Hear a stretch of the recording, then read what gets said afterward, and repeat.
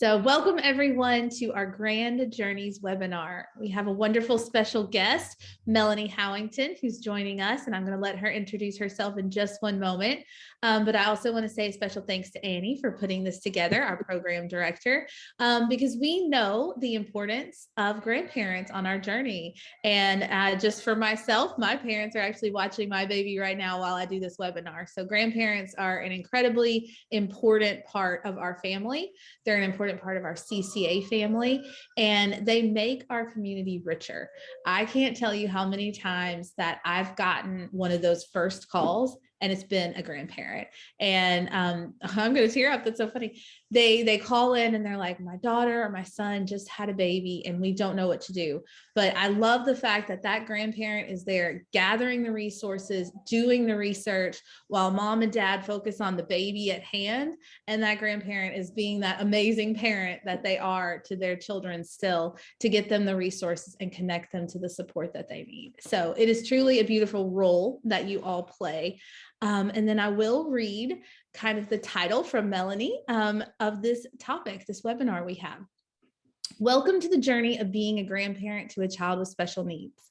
We are here to help you with the emotions you will feel, the challenges you will face, and embrace the opportunity you have to impact your family. Get ready for the ride of your life as we celebrate your grandchildren. So thank you, Melanie, for writing that and for hosting this tonight.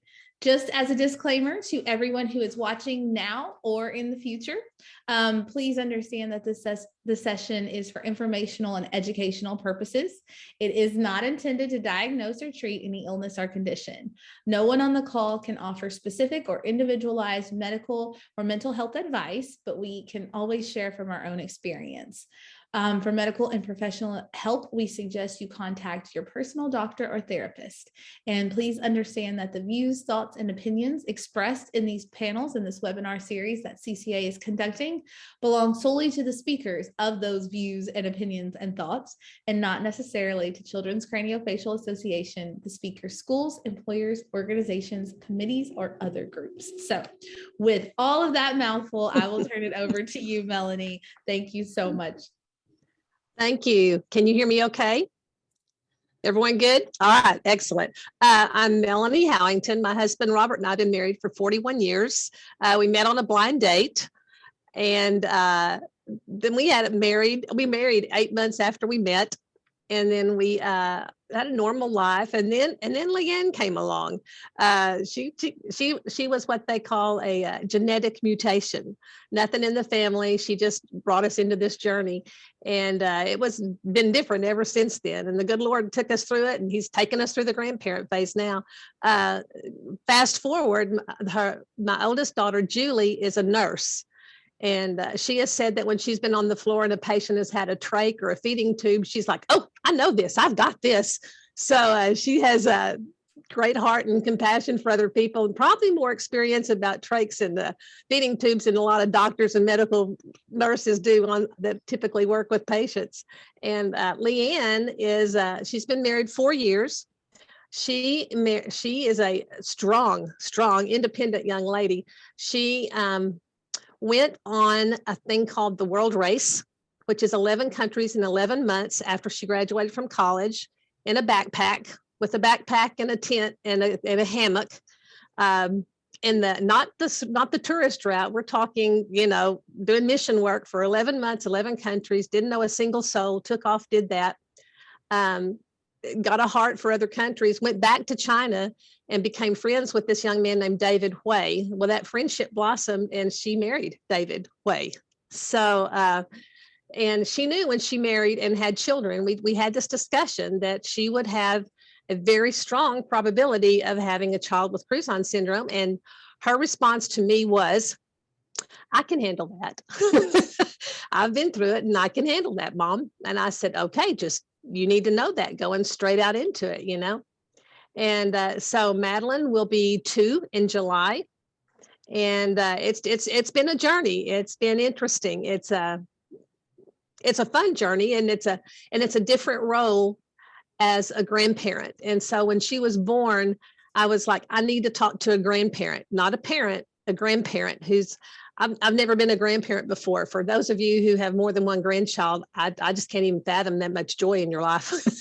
But one's a blast. So I had to learn about grandparent roles and responsibilities. And then I had to balance it with not being the parent of a cruise-on kid. And it's not the same thing as a grandparent's role. So I had to learn to I am learning to balance that. And so that's why I kind of wanted this group, just to talk to other grandparents and kind of see what they're doing and how it's going with them, and just be there for each other when life gets crazy. Well, I will throw out some questions out there just to get us started. What, Melanie, is the biggest difference between the parent role and the grandparent role for the child with the facial difference? How is that the most different? The difference is I'm not in the loop.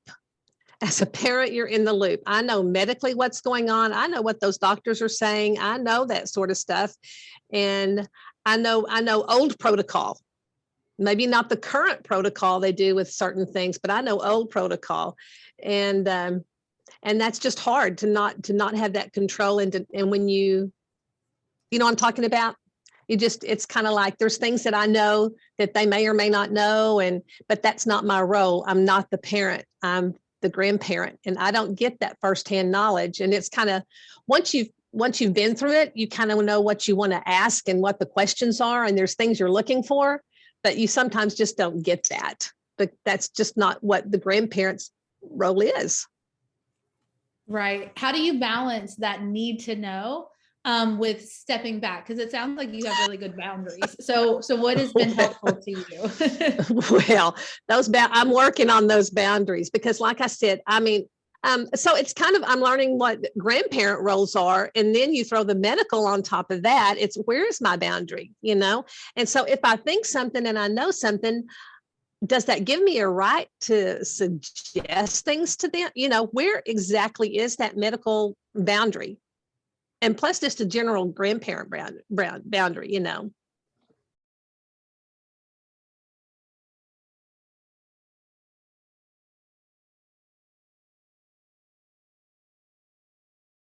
We had a very wise surgeon. His name was Dr. Monroe, Ian Monroe. And he's since retired and gone off on his boat, so he doesn't have to deal with anybody. He looked at us when we took Leanne in, and he said, you have two options here. He said, you can raise her differently and she will be different, or you can treat her like any other kid and she will be like any other kid. And as far as people telling each other, because they do look different. And even as adults, she still looks a little different. But if you ask Leanne, she's just like any other kid on the block. She's just like me. And if they don't like her, too bad, so sad. If you don't care about that, no big deal. But I had one little student tell me one time, after she'd had a forehead advancement, one of my students said, "Oh, Miss Howington, she looks like a monster." Because how it broke my heart, but it was one of those, he didn't mean it mean, right. It was and I said, you know what? I said, they moved her forehead out so her brain can grow. I just was thinking on the fly, so her brain can grow better, and they went, oh, okay. And then if they say, why the little girl at the nursery the other day about Madeline said, why are her eyes like that? I said, God made them like that. I said, why is your hair curly? Because God made your hair curly. And why do you wear glasses? Because God made you wear unique glasses. I just present it as very matter of fact. And I found more problem with parents than I did with kids. Really? Parents who were, I found way more problem with parents who were, they didn't know how to handle it. They didn't know what to say. They didn't know what to do. And just kind of like, and they wanted their kids to be quiet. So whereas you and I would use that as a learning opportunity, a parent thought they were offending us. Or I think Melanie said it perfectly. It's about not freaking out and being paranoid about all of these things. That's kind of what it all boils down to, is you as the grandparent and the parent projecting an air of calm. And there's a million other videos and resources about how to keep yourself calm in impossible situations, but that seems to be now turning out the best outcome for the kids. And it's the same way if someone says something terrible. We have a speaker that says he could see his mom like change, like she would white knuckle it, and that would start amping up his fear. So if you are able to desensitize yourself and stay calm when someone says something and just have a canned response, it takes that stress and it doesn't imprint that trauma on them. So, but perfect answers. But yes, that's something we talk about a lot. Absolutely. I love our adults like Leanne and then Ariel, who wrote A Face Like Picasso. And you credit you strong parents for raising this generation now. So I think you guys are doing an excellent, and I just want to commend you all for educating yourself as grandparents that you are going to be anchors for your family. So know that and know how important that is. Yeah. And it's just, like I said, it is a process for me to learn. We're talking about it. It's just, I think the difference I'm learning is I am there for my grandchild, yes, but more importantly for my kids and what they need and what that looks like. It's different in every case, and learning to be sensitive, like when is the time to say, all right, see you later. I'm out of here, like I was over there at their house today. My son-in-law had a job interview. So he said, can you watch Madeline while I go? And I said, yeah. So we're coming back and she wants to read the books. And he goes, well, she really needs to go to sleep, but she's not going to go to sleep while you're here. Okay. Cue exit.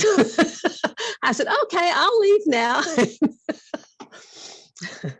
Learning those little things and you go, okay. And then just kind of just doing what you need to make it easier for them. And sometimes, they can say, sometimes it's sitting and watching. Sometimes it's just get out of my house for right now and let us just be our own little family unit. And learning those things, and sometimes it's actual medical care.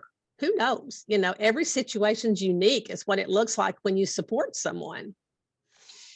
But yeah, and like I said, this grandparent thing, it's new to me. The cruise on thing's not so new to me. The technology and all the treatment is, oh man, they are light years compared to where in many ways to where to Leanne when she was little. So, the things I think I know, I really don't know. And I was going to say earlier, I can totally see how you would want to be, involved and want Leanne to open up just so you could compare like, oh, wow, when you had this surgery, they were doing this and now they're doing it this way, so. Yeah. When she was pregnant and we knew that she had like this 80% chance of whatever to have the baby would have Cruise-on syndrome. And I said, you have to go to a hospital that can do trachs. You have to go to a hospital that can handle breathing issues. We didn't have that luxury. We were blessed because they did, but knowing what we know now, it was like, I knew she had to do that. That was not an option in Miss Mellie's book. She had to go do that. And her OB/GYN kept saying, oh, we'll just send her here. It'll be okay. And I'm just going, no. That is not wise, but I'm the grandparent. You got to remember, I'm the grandparent here. I don't have the say so, And I just remember I sat there and I prayed. I said, oh God, you've just got to get her to the right hospital. And 2 days before her doctor finally looked at her and she goes, we can't handle any of that where we're going to deliver. We're going to send you to blah, blah, blah, blah. And it was Harris, downtown Fort Worth, which is like primo. And I was like, yes. So it finally wound up that way, but it sure didn't start out that way. They were like, yeah, we could handle that. And if there's an emergency, we could care flight the baby. And I mean, this grandma heart is just going, you don't want this. You're going to be stuck here. That baby's going to go there. But once again, I'm the grandparent. It's just a matter of learning when to shut my mouth and just, okay.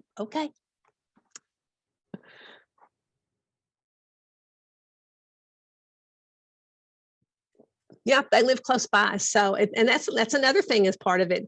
At what point am I pushing my boundaries when I go visit? You can't just, they got to have a normal life as parents. Does that make sense to you guys? They got to have a normal life as parents. And at what point is it like, you just need to go away? So, they do. And they do need a break sometimes. But and it's that boundary of knowing when you give a break and when you don't, and how do you best help them? And that's because they lived with us for like you over a year, They lived with us for over a year. So I've had that baby since she was born, you know. There is one piece of parental advice that I did give her. And I said, you're going to fill out lots of forms at the doctor's office. And this is what you do. You get you a notebook and you write everything down, and you go to your computer and you update your computer, and you have your notebook where when they say, you know, list all the surgeries that you've had, blah, blah, blah, blah, whatever, you know, you can just print that out and you can just hand it to them. You do not have to keep doing that. And you just keep a notebook. You just keep a notebook, and then and every time something happens, if there's another visit, there's another surgery, whatever, you just write it in there, you type it in there, put it in your computer, and you just update it. And then you print that off, save it, and it'll save you a lot of headache of going, when did they have that? And what was that? And when was that? And thank you. Yeah, there's tips that I learned to make things easier and all that. And, you know, as you go. And those are things that I've passed on, you know. Now I can't do it for him. All I can do is say, hey, you might want to do this, and it'll save you some work. Now, yeah. And I think the trick is, I know when she was little, that there were little pieces here and there, and Marcia can probably testify to that, little things here, little things there, and then you're thinking, this is not isolated, this has to fit in some big puzzle piece. This not just this. There's something that's tying all this together, and once you get an answer, there's power in that. Once you first surgeries, this is when you need to be there for your kids. Those first surgeries are the hardest surgeries. If I'm speaking from a parent, and I remember thinking when I took Leanne for her first surgery, when she was little, she was tiny, and I remember crying, saying, "What am I doing?" Especially her craniofacial surgery, when it changes the way they look. And when it's kind of like, and you second guess, what am I doing? What am I doing to my baby? What is going on? And it's just the most helpless feeling, but you know you have to do it because their brain has to grow and they have to be able to breathe. But I remember feeling so, that first surgery is hard. When they wheeled her out of there with sedated, I bawled like a baby. I lost it. And that's when you need to be there for your kids, especially as grandparents, because here's the hard time there. You really can't be there for them now. You can't be there to hug their neck. You can't be there to comfort them. You have to be out in the parking lot now. You know, you have to find some way that you can be there for them, to do something to help them, because that's hard. As a parent, that is one of the hardest things that we ever did, was let them sedate her and haul her off to go do surgery. That was a hard thing for a parent. And I remember asking my dad one time, and I never understood his response till I was a grandparent. And he went, and I said, well, why didn't you do blah, blah, blah, blah? And he said, I couldn't do it. My dad said, I couldn't do it, Melanie. And he said, you were strong and I was falling apart, and I was only going to make you in worse shape. And I just couldn't be around. I couldn't do it. And that was my parents' reaction. They couldn't deal with it. It was just too hard. They didn't want to drag me down. And so we have to be sensitive. It's hard to do that, but that's something that roles of grandparents, just that's going to be a hard time for them. You know it, when they start having those surgeries, and just be there for them as best you can. However it looks for them, how it works to be with them. I found that things you can send to the hospital. I would send Play-Doh for pounding. It helps get the tension out for the parent and the kid. I would put Play-Doh in there, and I would put pens, and I would put paper. I would put chocolate. Everyone stress eats chocolate. I'd throw some chocolate in there. I'd throw some salty. I'd throw some sweet. I'd put like mindless things that they can do, some quarters if they needed to get something in the machine or whatever, you know. And I would just you can just make a care package for your kids. And that helps. That's just something that they have, because you can't be there to take care of some of that stuff. But if you provide that stuff to them, you know, that's great. say if you want, you can also sign up your grandchild. We have a care package that we'll send to them from CCA. Maybe your child is too busy to go online. It's just on our website, so you as the grandparent can order those and request those as well. But it sounds like mom's care package is always going to win because you know what your child likes, but CCA is happy to send one for the grandchild too. Melanie, I'll let you offer some closing thoughts, and anyone else. Just enjoy being a grandparent. Don't let it stress you out, and just and be there for your kids, and just support them and encourage them, and just enjoy those grandbabies, and just hug on them and love them and treat them like they're like any other kid, and just celebrate them and celebrate your kids and encourage your kids. Write them notes, just call them and say, hey, I hope you have a great day. I'm proud of you. I love how you did this. I love how you did that. Just encourage your kids just verbally, and write them notes, and just whatever you need to do, whatever floats their boat like that. So that is awesome. Thank you. Annie, do you have any closing thoughts you want to add?